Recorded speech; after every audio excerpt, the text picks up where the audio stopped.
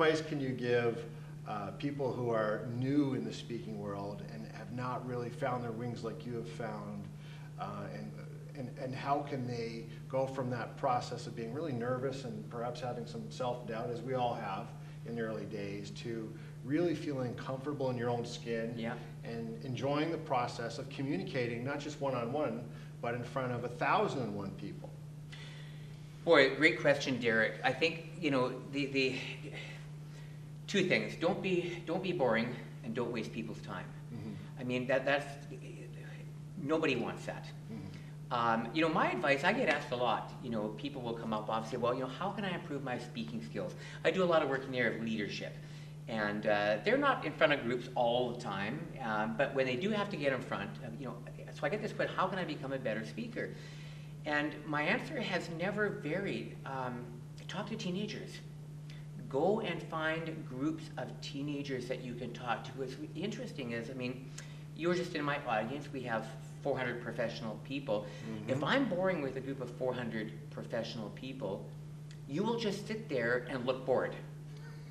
If I'm boring with 400 teenagers, they have all kinds of ways of letting me know I'm boring, none of which includes sitting quietly and looking bored. It is real-time feedback. You never have to guess where you are with your audience. I think... and you speak to teenagers a lot. Oh, by over 200,000 over the years. I'm telling you, if you've got 1,500 teenagers in an auditorium, and we were talking about brain state can shift very quickly with teenagers. So that can be a tremendous way to hone your speaking skills, by putting some mileage in with a younger audience, because you will know in real time how you are doing. I think, that said, if I was going to give one piece of advice for somebody who is either just starting to speak or is speaking but wants to take it to a higher level, everybody has a wall. And that wall is part of biologically the way your brain is wired. The number one job of the brain is to keep you alive. One of the greatest discoveries about the brain in the last 400 years is this. Thinking is a process of electrical chemical reaction. It's something that takes place physically in your brain. One of the biggest discoveries about the brain that has implications for teachers is 85% of the messages in your brain originate in this cluster of structures right here, right on the brainstem. It's called the limbic system.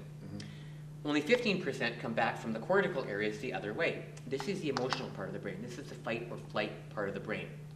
What does that mean? It means that the number one job of the brain is to keep you alive. And what happens is most speakers play it safe.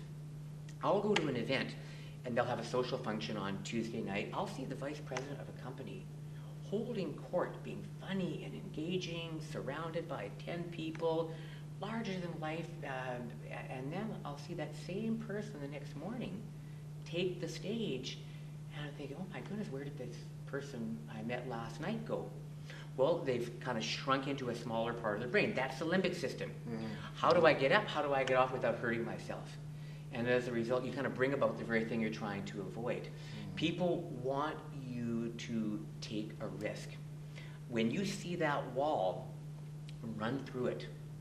And we all have a wall. And most times when I see speakers, you can tell where their wall is, and they're not quite prepared to push through. People will love you for it. You will see people, because brain state is always visible on faces, you'll see people's brains light up. And it's basically saying, thank you for not being boring.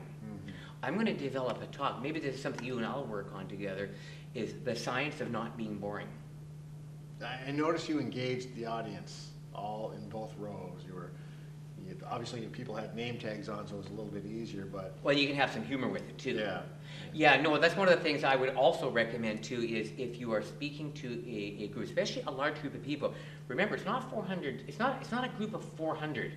It's 400 individual brains that you're having a dialogue with.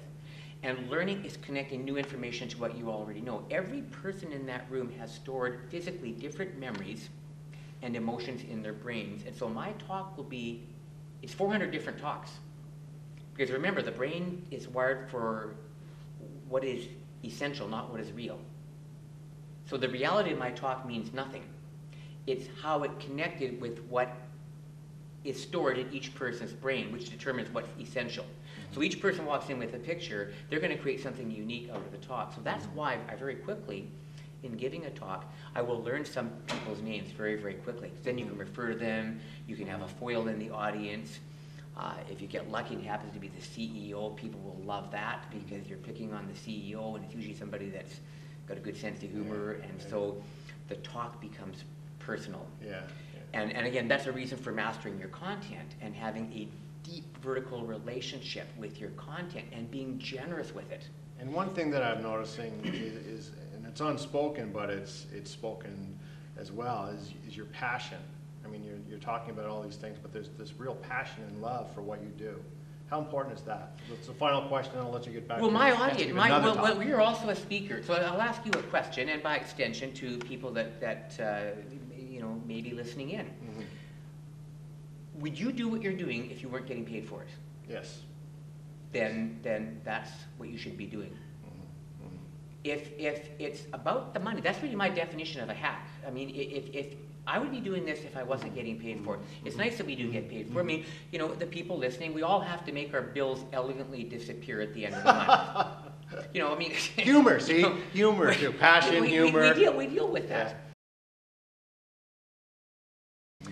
So my recommendation would be read a book about the brain cover to cover. It will enhance your ability to connect and engage with an audience beyond anything you could imagine.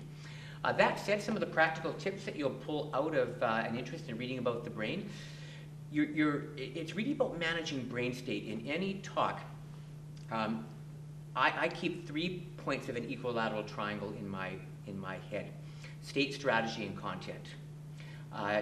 You've got to have good stuff to say. You've got to have interesting content. It needs to be relevant. It needs to be well thought out. That has to be a given. So assuming you've got good, interesting content, and you've got, you know, your slides are kind of looking like the way you want them to, they're brain compatible, they're brain friendly, we've got the content in place. That said, what I would gently suggest to the people that are listening in is if your great content is not connected to learners in the right brain state with a good brain-based strategy, then the Teflon factor will be very, very high. I mean, if you're looking for attention density on the part of your audience, you've got to create that. Mm-hmm. So one of the things I learned about speaking, it's kind of interesting because I speak about the brain as I'm giving presentations. So all this cool stuff I learned about the brain, I get to actually use in real time with my audience and say, well, that worked really well. And so, you know, one of the sort of the main benefits that I've taken out of this is just how important the weather is in my brain. Nice metaphor there. Yeah, well, I mean, if you think about brain state, it's really like, you know, what is the weather in your brain? Yeah. Because you will transfer that to the audience in ways, it'll come out of you in ways you can't even imagine. Mm-hmm. And so as I'm giving the talk, I'm thinking, okay, how are we doing with the content? What's my brain state like? What is the audience's brain state like? So, for example, you know, we had a keynote here this morning. Yeah. And so I try to get into the room, really set up ahead of time, get myself in the right brain state so that I'm ready to talk, I'm all set up, so you get all the technical stuff out of the way. And then as I watch each person walk into the room, and I try and glance at each person as they come in the room, you can't see this, but I can. I see a little 3x5 card on the person's head. And on that 3x5 card are 2 words that form a question, and that is, who cares? I mean, you know, I mean, we laugh, but I start, the picture that I start with in my brain is that there is not one single person in the audience that has any interest whatsoever in what I have to say. And furthermore, I don't have the right to their interest. I have to create that in real time during my talk, and it has to happen very, very rapidly. Probably in the first 32 seconds, if you look at some of the research that's done by that. Yeah. So to come back to your original question, I take my brain health very seriously. Mm-hmm. Neuroscience talks a lot about the biology of a good brain, how incredibly important sleep is for your brain. You don't look 100. Well, you know, kind of you to say. Yeah. Pretty good for 100, eh? Yeah. Now, you brought something up as far as the beginning. You spoke this morning, and great talk, by the way, at 8:30. What time did you show up? And do you have a routine you know, like an hour before, like you do a mantra? Oh, no, meditation? absolutely, absolutely. I do have a routine. So first question first, what time was I in the room? I was in the room at 7 o'clock. 7 o'clock. So an hour and a half before you speak. An hour and a half before I speak. For an event like this, it would be. I've not had a chance to talk to the tech guys yet, so it's a chance for me to get in there. I walk the space. I kind of visualize the audience. So I do a lot of visualization because the picture I start with my brain, because of mirror neurons, that's going to be transferred to the audience.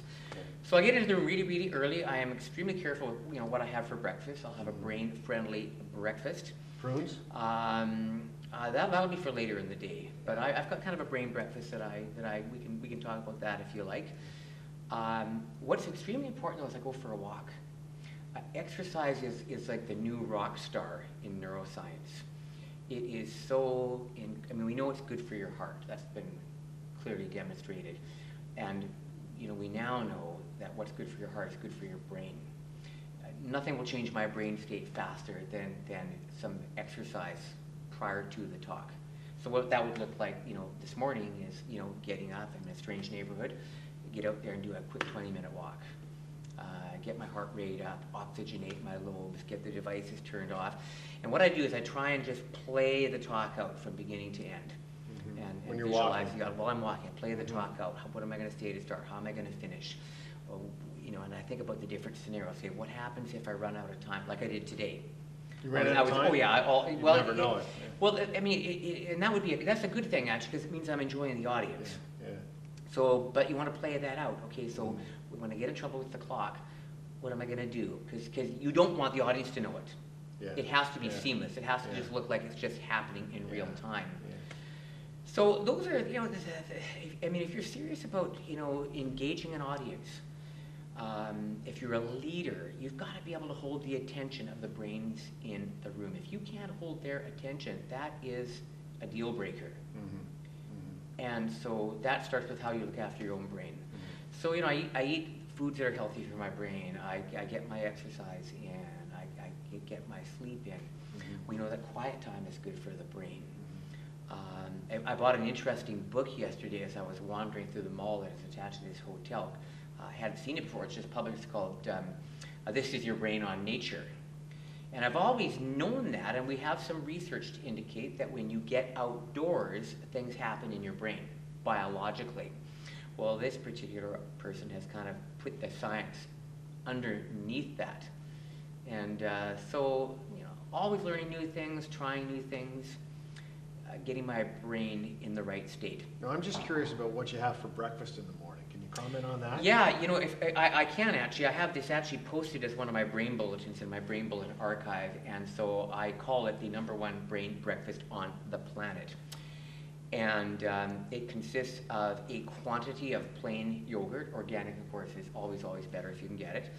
So plain yogurt, and then I will mix in some blueberries or field berries into that. Often they're frozen, so you have to kind of plan ahead to get them out, get them thawed out. Try not to microwave them. So I'll mix in some blueberries. I'll put in a little bit of pure vanilla, because that's good for the brain. That will raise serotonin levels in the brain, which is a good thing for a speaker to have happening. I will crush walnuts, raw, organic, unsalted walnuts on top of that. And then I'll sprinkle fresh cinnamon on top. One of the few calories, by the way, that has 0 calories. That's always a bonus. Cinnamon. Cinnamon. I put it in my coffee. Yeah, well, and you should. And what it does is it balances blood sugar, so you don't get, because I mean, you and the people listening in, you sometimes will have to speak for a whole day, and so your brain is not that much different from the audience. You will go through these, you know, troughs, these hypoglycemic highs and lows. Yeah. And what the cinnamon does is it takes out a lot of the bottom end of that. And so it keeps your energy level more constant. If you love your talk, if you develop, I mean, I'm actually shocked wherever I go how few people I meet, frankly, who take the time to be truly excellent at what they do. Well, you obviously do, and on that note, I know you have to give a second talk in a few minutes, so Terry Small, thank you A so much for pleasure, your Derek. time today. We Appreciate it. really enjoyed it.